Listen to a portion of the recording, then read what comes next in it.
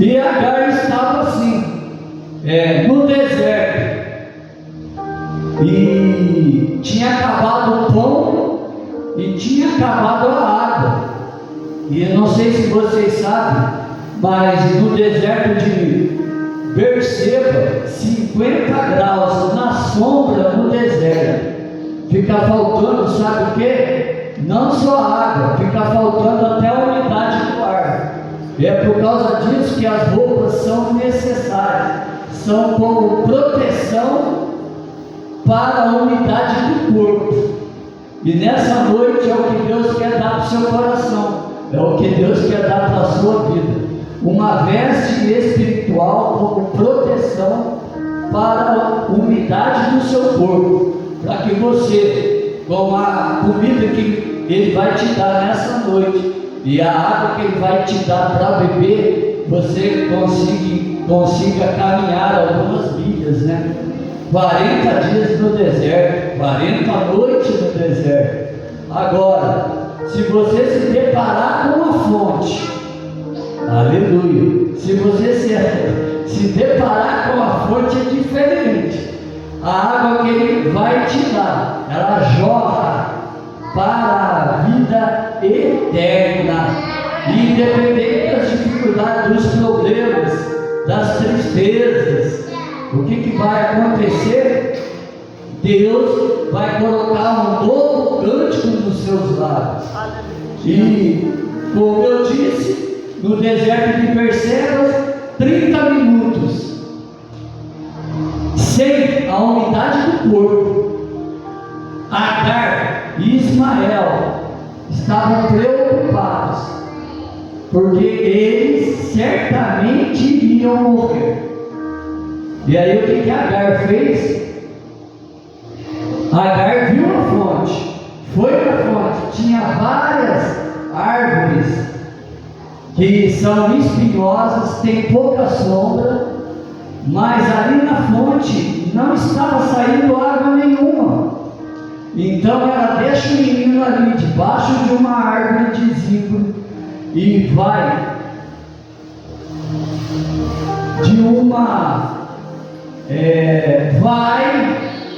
de uma distância de uma flecha atirada, e ela ali começa a chorar, e o menino aqui debaixo da árvore de zimbro começa a chorar, e quando eles começam a chorar, Deus ouve de imediato e desce ali um anjo com uma vara de cajado firme na sua mão. E quando ele desceu, estudando a palavra de Deus, não sei se vocês já ouviram essa frase, o anjo de zimbro, que significa anjo de consolação, chegou e cutucou Agar, e Agar olhou para o anjo, percebeu o anjo, e o anjo pegou a sua vara de cajado fino e colocou naquela fonte que não tinha água nenhuma, e aquela vara foi até os mananciais de água e voltou. Quando voltou, começou a brotar naquele deserto, daquela fonte que não saía água nenhuma, começou a brotar um restinho de água, e essa água deu para eles beberem, e essa água deu para eles caminharem 40 dias e 40 noites. Eu quero dizer para o nosso coração, quero dizer para as nossas vidas, quando você estiver sem força, preocupado com alguma situação, se preocupe em ir até a fonte, se preocupe em orar, se preocupe em buscar em Deus as águas dos mananciais que estão escondidos nas profundidades. Sabe qual é o lugar de propósito do coração de Deus para o seu coração, para a sua vida? Que você esteja debaixo da boa, agradável e perfeita vontade de Deus, e que você esteja debaixo do propósito de Deus que Ele tem para o seu coração e que Ele tem para a sua vida. Só que eu não sei qual é o propósito propósito que Deus tem para o seu coração? Qual é o propósito que Deus tem para a sua vida? Somente você sabe. Somente você e Deus sabem, porque Ele tratou com o seu coração e Ele tratou com a sua vida. Ismael cresceu, se tornou homem e se tornou flecheiro. E ele ficava aprendendo, ficava ensaiando. E ele pegava o arco e a flecha e soltava. E ele ficou um exímio flecheiro que não errava. Um exímio flecheiro que não errava o seu alvo. Deus é exímio flecheiro que não erra o seu alvo. Ele conhece seu coração, Ele conhece seu sentimento, Ele conhece a sua vida. E você vai sair de forma diferente, como entrou no dia de hoje, na casa de Deus. Você vai sair com a presença de Deus no seu coração e na sua vida. Talvez você diga: pregador, eu já tenho a presença de Deus. Mas eu quero dizer para você que você vai sair com mais da presença de Deus no seu coração, que você vai sair mais com a presença de Deus na sua vida, desde que você abra os seus ouvidos, desde que você valorize aquilo que o pregador está dizendo, mas que você valorize o que o profeta quer te ensinar. Eu não sou profeta, mas na casa de Deus tem profetas. E quando na casa de Deus tem profetas, sabe o que você tem que fazer? Sabe o que você tem que realizar? Você tem que chegar pertinho dele para aprender as coisas de Deus. Eu não sei se você tem esse intuito, se você tem esse desejo, ou nunca percebeu, ou nunca passou pelo seu coração, ou nunca passou pela sua vida, mas chega pertinho do profeta e fica ouvindo ele falar. Eu tenho a certeza que o profeta, o pregador, o pastor, os líderes da casa de Deus, eles não vão ficar conversando com você sobre futebol. Para eles é indiferente. Quem ganhou, quem deixou de ganhar, eles sempre vão estar falando alguma coisa de Deus ou contando um testemunho. E as pessoas vão dizer assim: eu já ouvi isso na minha vida, eu gosto de ficar perto de você, eu gosto de ouvir você falar. E às vezes esses dias eu estava conversando, não sei se é com o Douglas ou com o Rodolfo, que eu acho mais fácil conversar do que ensinar a palavra de Deus, do que pregar a palavra de Deus. É mais gostoso, mais fácil conversar sobre as coisas de Deus do que ensinar a palavra e pregar a palavra, porque as três coisas são diferentes umas das outras, mas as três coisas têm o objetivo de Deus. Qual é o objetivo de Deus? Fortalecer o nosso coração, fortalecer a nossa vida, fortalecer as nossas forças, dar força para o nosso coração, dar força para a nossa vida. Em outras palavras, trazer alegria de novo para o nosso coração e para as nossas vidas, independente das situações que nós estamos vivendo. E o profeta Eliseu diz em 2 Reis, capítulo 13, que ele disse para o rei de Israel: pega o teu arco e pega a tua flecha e abre essa janela e lança essa flecha. Aleluia! Glória a Deus. Pega o teu arco, pega a tua flecha, e a tua aljava tem vários tipos de flecha. Tem flecha nova, tem flecha usada, mas todas elas são polidas e preparadas. Pega estas flechas novas, pega estas flechas usadas e atira sobre esta janela aberta, para que venha ferir todos os teus inimigos. A pergunta que eu faço é o seguinte: quais são os teus inimigos? O que está entristecendo coração? O que está entristecendo a sua vida?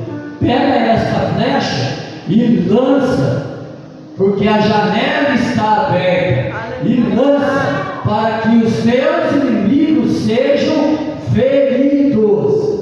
E assim eles fizeram, e assim eles realizaram. E a palavra de Deus diz que por 3 vezes eles feriram os sírios.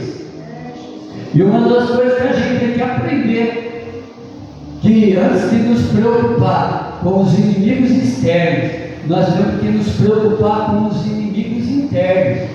Quais são os inimigos internos que têm incomodado o nosso coração? Quais são os inimigos internos que têm incomodado a nossa vida?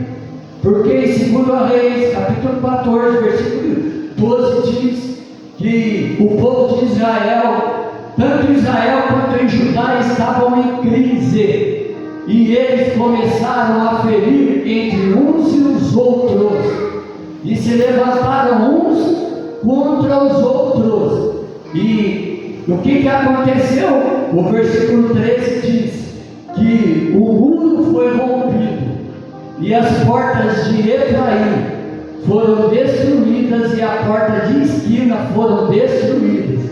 E o versículo 14 diz: e foram roubados vários tesouros da casa de Deus e reféns da casa do rei e da casa do Senhor. Quais são os tesouros que o inimigo tem roubado das nossas vidas? Quais são os tesouros que o inimigo tem impedido de que Deus nos mostre? Quais são esses tesouros? Quais são essas riquezas? Quais são essas revelações? Quais são essas bênçãos que Deus quer ministrar sobre o nosso coração, a nossa vida? Porque na maioria das vezes a gente está preocupado com o nosso coração, com a nossa vida, com aquilo que nós queremos, com aquilo que nós desejamos. Mas a minha pergunta é o seguinte: Deus está dizendo, você está preocupado com o que eu quero ministrar sobre o seu coração, sobre a sua vida, sobre a sua casa, sobre a sua família? E nós aprendemos na palavra de Deus que em Neemias 4,13, uma das coisas que rouba as revelações do tesouro de Deus sobre o nosso coração, sobre a nossa vida, se encontra no versículo 19, que diz que estamos apartados do muro e longe um dos outros. O que a gente tem que fazer? Ficar perto um do outro. Por quê? Porque se eu ficar perto um do outro, o que vai acontecer? Nós vamos começar a ficar aquecidos, nós vamos começar a se aquecer, e aquecendo, nós vamos atrair a presença de Deus sobre o nosso coração, e nós vamos atrair a presença de Deus sobre as nossas vidas. E a porta da esquina precisava ser restaurada, a porta velha precisava ser restaurada, que significa a porta da eternidade. E conforme diz a palavra de Deus em Romanos 8 e 18, as aflições desse tempo presente não são para comparar com a glória em que nós há de ser revelada. Muitos têm perdido o foco, muitos têm perdido a revelação de que a porta da eternidade precisa ser restaurada nas nossas vidas. Porque tem muitas revelações na eternidade que diz que são incomparáveis com a aflição desse tempo, com a aflição desse século. E Deus quer revelar para o nosso coração, Deus quer revelar para a nossa vida, de uma determinada forma que nós venhamos sentir no nosso coração, sentir na nossa vida essa alegria, essa presença do Espírito Santo de Deus sobre o nosso coração e sobre a nossa vida. Deus quer restaurar a porta de Efraim, que significa Deus lhe fez prosperar. aflição. E eu te pergunto, aqui é o desejo do seu coração, aqui é o desejo da sua vida, aqui são as suas conquistas, mas Deus quer te fazer prosperar na terra da sua aflição. O que Deus precisa fazer, o que Deus precisa realizar para que você prospere na terra da sua aflição. Aleluia. Sabe o que é preciso, sabe o que é necessário? Ter a presença de Deus. Se a gente tiver a presença de Deus, Deus nos faz prosperar na terra da nossa aflição e nos dá as suas conquistas, não as conquistas segundo o desejo do nosso coração, segundo o desejo das nossas vidas. Aí eles aprenderam, o povo de Israel aprenderam, estavam em crise, aprenderam a se preocupar com as crises internas e depois começaram a se preocupar com a crise externa. E qual era a crise externa? Segundo a Reis 13:25, a crise externa era que os sírios roubou territórios e cidades de Israel, mas porque o rei ouviu o profeta, ele não só ouviu, ele deixou o profeta colocar a sua mão na sua mão que estava no arco, e a flecha foi em direção aos seus inimigos, e por causa disso, diz a palavra de Deus que por 3 vezes eles recuperaram os seus territórios e as cidades de Israel. Aleluia. E aqui não diz na Bíblia, e nem de forma histórica, porque eu fui procurar quais foram esses territórios e quais foram as cidades de Israel, mas eu sei que foram restaurados territórios e cidades de Israel. Aleluia. Glória a Deus. Você quer recuperar territórios e cidades de Israel? Sim ou não? Amém. Glória a Deus. Então, primeiro a Reis diz, capítulo 18, versículo 34 e 35, que Elias representa a igreja que acende o fogo, a presença de Deus sobre as suas vidas, mesmo diante da lenha que estava molhada e encharcada, e traz a presença de Deus para as suas vidas. Mas em Isaías capítulo 42, versículo 22 diz que o povo de Israel é um povo roubado, saqueado, enlaçados nos cárceres das cavernas, mas nos despojos de guerra diz: restitui. Aleluia. Glória a Deus. O povo de Israel eram roubados, saqueados, enlaçados nos cárceres das cavernas, mas Deus disse que no despojo da guerra haveria restituição. Aleluia. Vou contar uma experiência minha que eu tive, porque depois eu vou contar uma experiência de uma outra mulher de Deus que é cantora, e para não dizer que as pessoas só ficam contando experiências da vida das outras pessoas, primeiro eu vou contar uma experiência que eu tive, e já contei várias vezes na igreja, e vou contar de novo. Aleluia. Glória a Deus. Estava eu e a Eleni, com esse carro que eu tenho até hoje,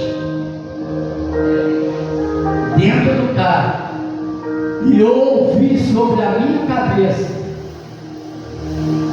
cantando num coral que diz: restitui, cantando aquela música de restituição. Coloca para mim, não estava planejado, tenta encontrar aí, Rodolfo. DJ, qual é a música? Restitui, fica ligado. morre. Glória a Deus. Eu não sabia se eu ia colocar, mas a gente só faz aquilo que sente no coração. Aí eu ouvi essa música, mas em coral, dentro do meu carro.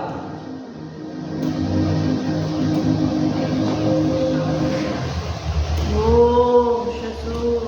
Foi bem alto, tá? Eu não gosto de ouvir baixo, não. Quando ele Elenir sai de casa, o bairro todo ouve as músicas de adoração a Deus. Quando ela volta, eu ponho o volume bem baixo. Os planos que foram embora, o sonho que se perdeu, o que era festa e agora é tudo que já morreu. Não podes pensar que esse é o meu fim, não é o que Deus planejou. Levante-se do chão e ele amor.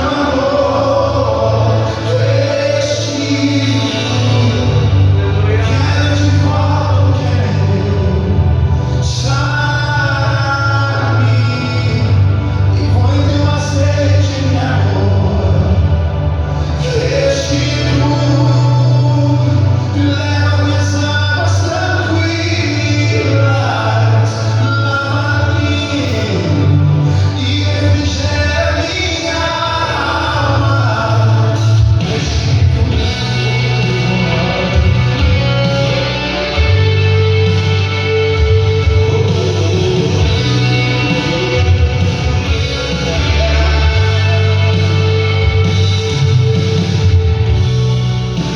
Os planos que foram embora, o sonho que se perdeu, o que era festa e agora é tudo que já morreu.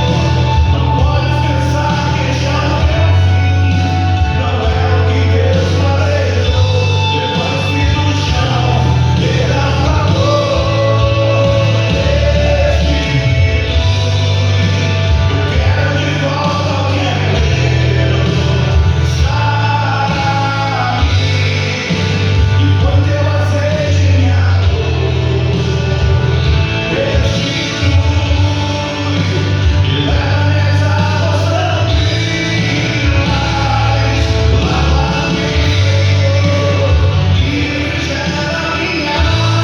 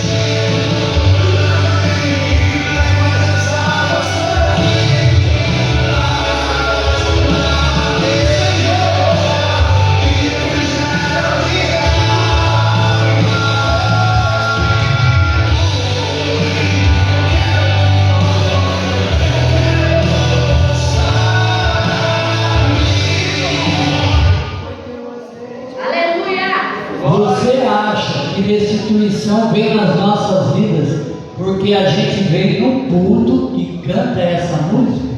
Não. Sabe como que restituição vai vir? Como acender o fogo de Deus ou trazer de volta a presença de Deus mais forte sobre as nossas vidas.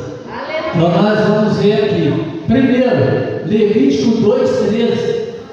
E a oferta de manjar, a oferta queimada, salgarás com sal, porque o sal do conserto, mas conforme Mateus 5:13, vós sois o sal da terra, e se for insípido, para nada se aproveita, a não ser para ser pisado pelos homens. A primeira coisa que você tem que fazer no seu coração, na sua sua vida, é ter uma aliança com Deus, um concerto com Deus salgado. O que isso significa? Você não deve ser um sal insípido, porque se for um sal insípido, você não presta para nada, a não ser para ser pisado pelos homens. Mas se você tem o sal de Deus, da aliança, no seu coração, na sua vida, você salga este mundo com a sua vida, com o testemunho da sua vida, com as palavras da sua vida, com as orações da sua vida, com as intercessões da sua vida, com os clamores da sua vida. Você intercede em favor das vidas, e Deus alcança os corações e as vidas e faz aquilo que lhe apraz. Segundo, 1 Reis 18:36, Elias ofertou oferta de manjar ou oferta de queimada, que significa, conforme Levítico 2:1, coloque incenso. Você sabe o que é incenso? De forma espiritual são lágrimas. Coloca lágrimas sobre a tua oferta. 5. A oferta será amassada sem fermento e com azeite, e você vai passar no processo de Deus, vai apresentar uma oferta para Deus sem fermento e com azeite, e a unção de Deus vai vir, e o azeite de Deus vai vir sobre as nossas vidas. E agora aqui eu quero contar um testemunho da Raquel Silva. Não sei se vocês conhecem, daquela cantora Raquel Silva. Ela perdeu o seu filho e ela ficou muito triste com o seu coração, e ela ficou chorando na presença de Deus, isso por algum tempo. E aí ela ouviu um estrondo, e quando ela ouviu esse estrondo, ela viu o filho dela de branco falando para ela que era cantora, tinha desistido de cantar, e falou para ela: mãe, não desiste não, continua, porque eu estou te esperando. E ela ouviu essa frase, pastor, ela ficou 8 anos patinando, 8 anos patinando, 8 anos chorando, 8 anos amargurada. E ela chorando amargurada, quando vê, ela ouviu um estrondo, de novo, ouviu o estrondo e viu um anjo com uma varinha, chegou, desceu na frente dela com uma varinha, tocou no ombro dela e disse para ela: tu foste aprovada. Eu quero dizer para cada um de nós que ser aprovada pelos homens já não é fácil, ser aprovada por Deus é mais difícil ainda. E Deus disse assim: tu foste aprovada. E quando disse isso, ela viu vindo aqueles anjos com um instrumento que ela não conhece, e fizeram assim, ficaram na frente dela, e falou assim, vamos ouvir agora a música de novo, falou assim para ela: vamos ouvir a música que vai tocar o Brasil e os países. Nós falamos de Ismael, mas agora eu quero falar de um outro flecheiro que não é Ismael, mas que é Daniel. Vamos ouvir. Forte, DJ.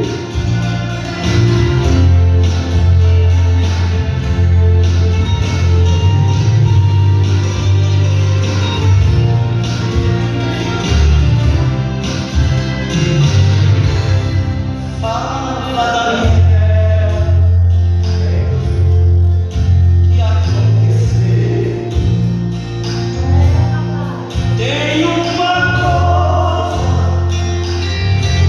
para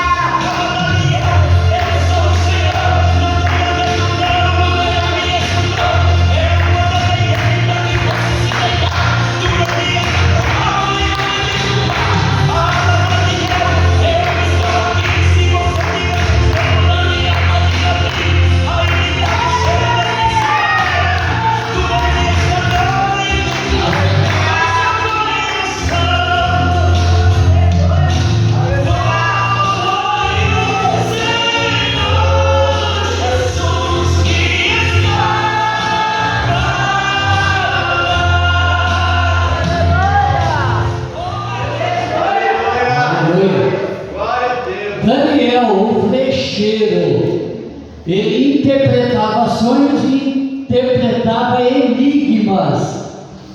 E ele, na terra, ele foi o terceiro dominador. E para quem não sabe, no céu, ele é considerado como o terceiro dominador. Sabe o que é isso? Sabe que é alguém humano, sem que seja Jesus, seja o terceiro dominador? Para mim tem um outro, na mesma estatura de Daniel, o apóstolo Paulo, terceiro dominador nos céus. Sabe o que significa isso? Não é fácil não. Quanto mais perto de Deus você está, o leão está te rodeando.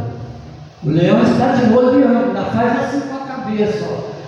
Passa assim, passa nas suas pernas. Mas a palavra de Deus disse, Daniel, se você tiver com sono, pega o seu travesseiro e deita em cima do leão. Aleluia. Para fazer isso, irmão, tem que ter unção. Aleluia. Mas eu quero dizer para você que deitar em cima do leão é uma determinada situação. E qual é a outra situação? Não fique dormindo o tempo todo dentro da caverna. Tem gente que está em paz, tem gente que está em abundância, e tem gente que fica dormindo dentro da caverna. Não fique dormindo dentro da caverna. Pelo contrário, faz somente o que Deus determinou para que você fizesse, para que você realizasse. Terceiro, Levítico 2,14. E oferecereis ao Senhor oferta de manjares de primícia. Você sabe o que é oferecer oferta de manjar ou oferta queimada de primícia? Salmo, não sei se é o 4 ou 5 que fala. Quando eu acordei, eu apresentei as minhas primícias diante de Deus. Então, apresente as suas primícias diante de Deus. 5. O sacerdote fará expiação pelos seus pecados. Se você é o sacerdote da sua casa, faça expiação pelos seus pecados. 6. Levítico 23 e 16.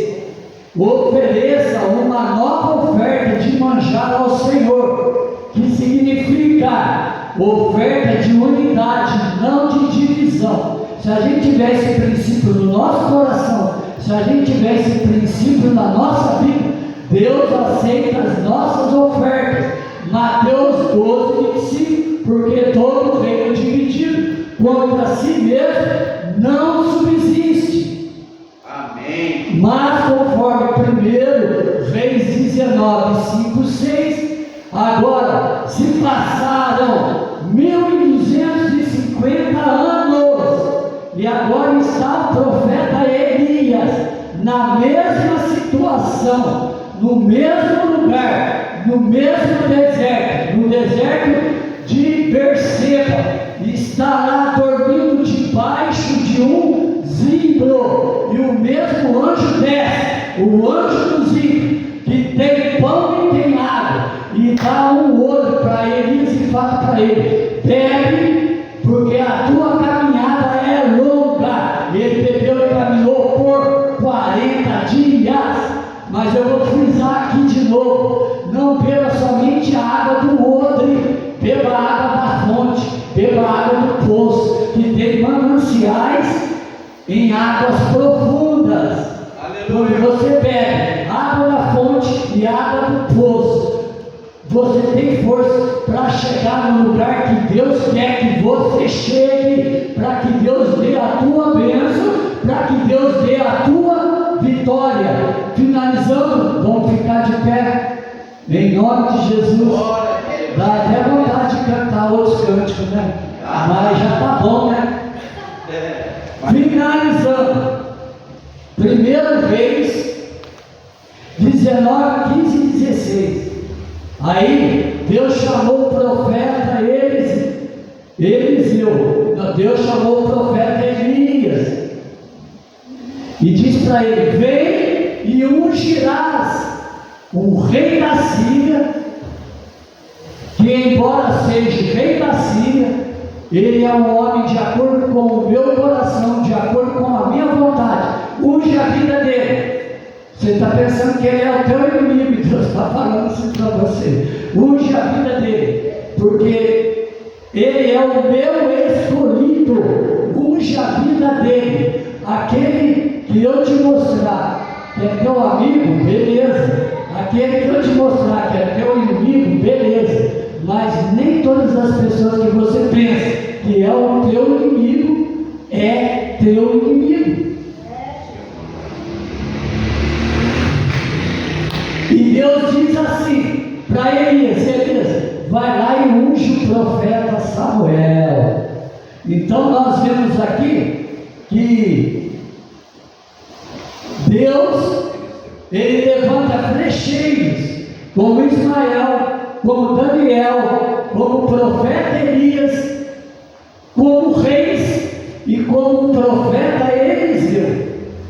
Agora, finalizando, a minha pergunta é o seguinte: você está disposto a ouvir a voz do profeta, o que o profeta falou, o que o profeta disse? Olha, coloca a tua mão no arco e eu vou colocar a minha mão sobre a sua mão e você vai lançar a sua flecha, e a sua flecha vai para os propósitos designados que eu quero, que eu desejo, que eu vou realizar. Eu agradeço por